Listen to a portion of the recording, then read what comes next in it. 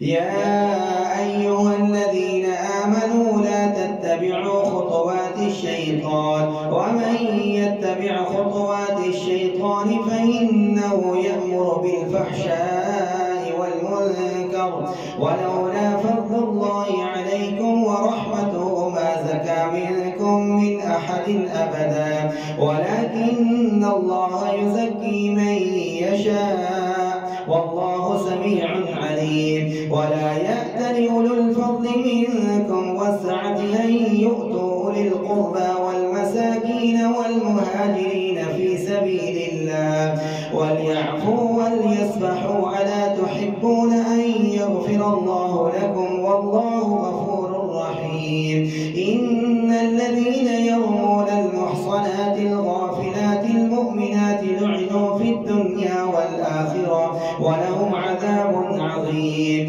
يوم تشهد عليهم ألسنتهم وأيديهم وأرجلهم بما كانوا يعملون يومئذ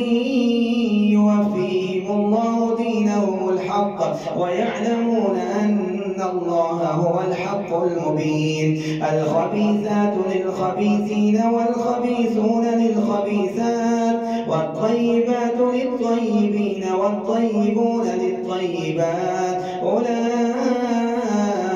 مبرؤون مما يقولون لهم مغفرة ورزق كريم يا أيها الذين آمنوا لا تدخلوا بيوتا غير بيوتكم حتى تستأنسوا وتسلموا على أهلها ذلكم خير لكم لعلكم تذكرون فإن لم تجدوا فيها أحدا فلا تدخلوها حتى يؤذن لكم وإن قيل لكم ارجعوا فارجعوا وأزكى لكم والله بما تعملون عليم ليس عليكم جناح أن تدخلوا بيوتا غير مسكونة فيها متاع لكم والله يعلم ما تبدون وما تكتمون قل للمؤمنين يغضوا من أبصارهم ويحفظوا فروجهم ذلك أزكى لهم إن الله خبير بما يصنعون وقل للمؤمنات يغضضن من أبصارهن ويحفظن فروجهن ولا يبدين زينتهن إلا ما ظهر منها وليضربن بخمرهن على جيوبهن ولا يبدين زينتهن إلا لبعولتهن أو آبائهن أو آباء بعولتهن أو أبنائهن أو أبناء بعولتهن أو إخوانهن أو بني إخوانهن أو بني أخواتهن أو نسائهن أو ما ملكت أيمانهن أو التابعين غير أولي الإربة من الرجال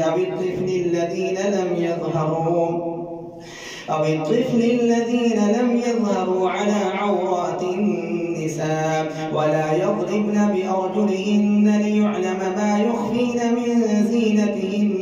وتوبوا إلى الله جميعا أيها المؤمنون لعلكم تفلحون وأنكحوا الأيام منكم والصالحين من عبادكم وإمائكم إن يكونوا فقراء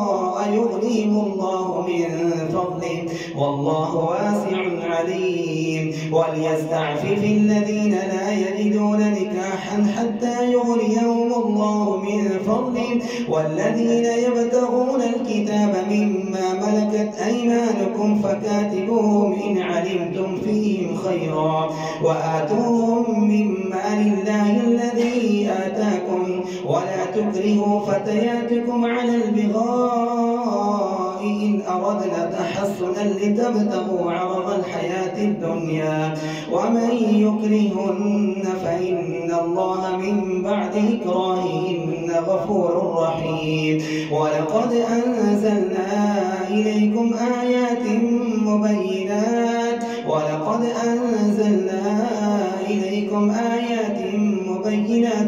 ومثلا من الذين خلوا من قبلكم وموعظة للمتقين.